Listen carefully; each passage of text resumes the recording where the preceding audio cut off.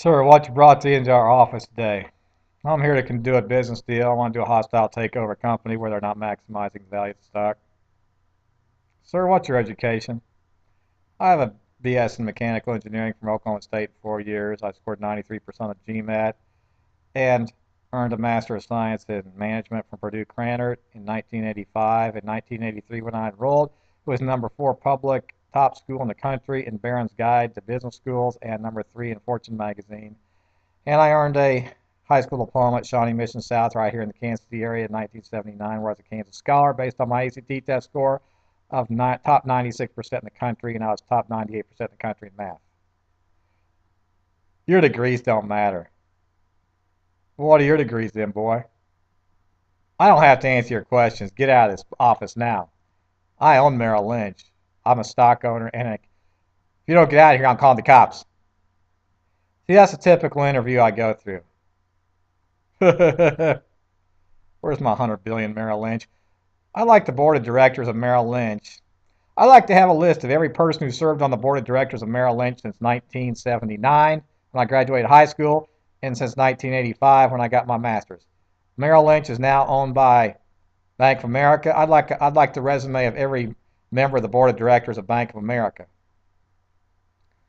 Ann Smith Barney, Citigroup. You know, today on CNBC they were showing Citigroup, the former chairman or current whatever, Charles Prince. Is that his real name? Prince. He's a prince. That's whatever. He owns almost all the shares of stock of Citigroup that he was awarded as an employee as a chairman of the company. And they were saying, well, should he be forced to give his stock back? I think several years ago, this little bald-headed guy that was the chairman of the New York Stock Exchange, he got this, $100 million contract or whatever to work as the chairman of the New York Stock Exchange. And then they said, afterwards something that should he have to repay his money to the New York Stock Exchange that are for his. So I think all these examples just prove right away, well, if you work someplace, even if you have a contract, and then if you get paid, they may come after you and say you have to give it back. So why work? Why give a shit? I guess that's been my attitude since I was 16 years old. Just because you own the company doesn't mean you get a paycheck. Doesn't matter.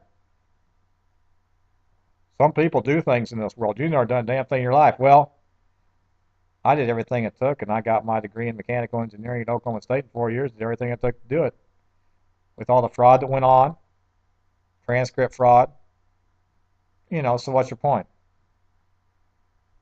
What's the highest paycheck? I'd like a list of the highest paychecks in America for every year since 1979 when I walked into Merrill Lynch, and then every year since 1985, the highest paycheck in America, the highest compensation package in America for every year.